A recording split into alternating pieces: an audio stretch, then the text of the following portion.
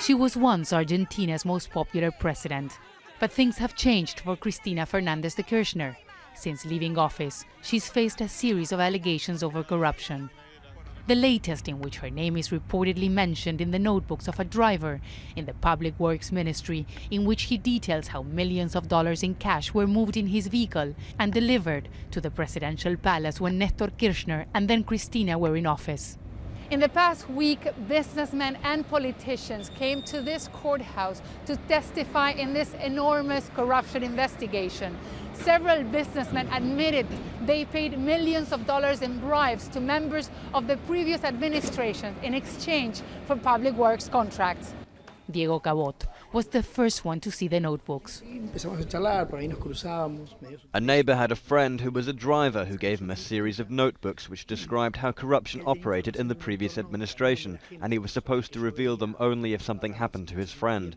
Cabot carried out the investigation but did not publish the findings. Instead, he took the notebooks to a state prosecutor so he could initiate an official investigation.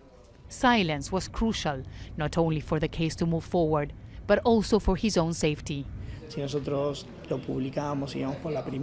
I held back publishing because I believed much more needed to happen. I only published it when the investigation was on and those involved were being questioned. What it shows is that the history of corruption in public works is not unique to the previous administration, but it did happen. And it is this that brought Cristina Kirchner again to court. On Monday, she tweeted that this is a regional strategy to proscribe leaders of movements and political forces that have increased people's rights and allowed thousands to leave poverty behind. For many, the corruption investigation is the biggest in a country that has failed to prosecute white-collar crime over the years.